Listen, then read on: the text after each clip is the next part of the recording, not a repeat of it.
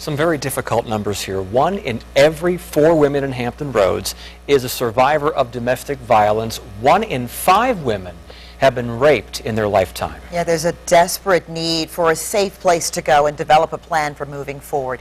The YWCA provides emergency shelter with transitional, then permanent housing. There's a new leader at the helm, and you'll quickly see why she was chosen.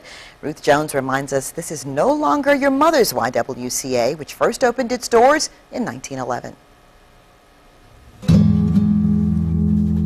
You know, you tried to stay to see if things would get better, and it don't. It don't get any better.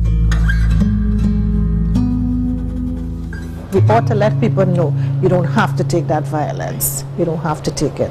No. Ruth Jones is the executive director of the YWCA in Norfolk. She's only had the job for 2 months, but hit the ground running.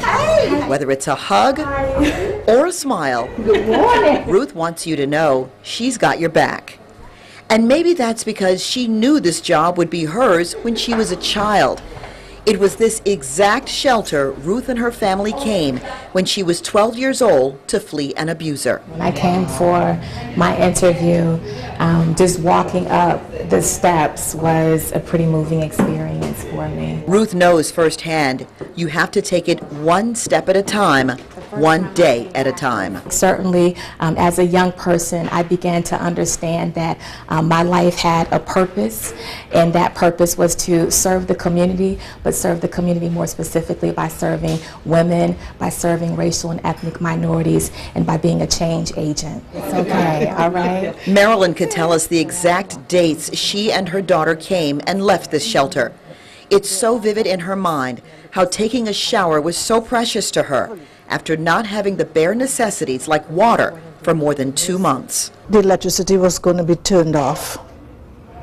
There was no heat in the house and no food in the house. A neighbor helped her find the YWCA, which gave her the support she needed to start a new life. Today, Marilyn is a med and pharmacy tech and plans to become a nurse. We have mental health counseling services that can help families understand the dynamics of what's happening with them, whether it's a breakdown as a result of unemployment or poverty, lack of resources.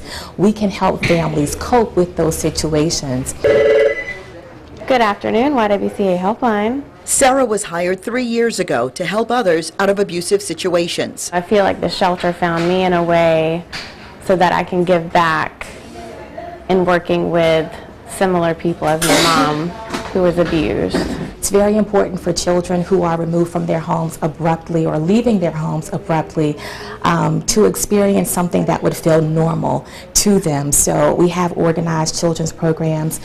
We have a very structured family self-sufficiency case management program that works with women to ensure they have employment, they have housing, they have child care, transportation.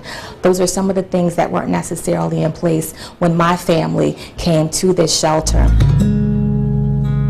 It was a lifesaver for me, yes it was. It was. I could say that with my whole heart. Jones says that overcrowding should not be a reason that women stay in abusive situations. That's why the YWCA board is now looking for ways to afford a new emergency shelter as well as permanent housing. Very eye-opening, shedding some light on an organization we don't hear a lot about in the news, the YWCA. Maybe we should. Incredible people.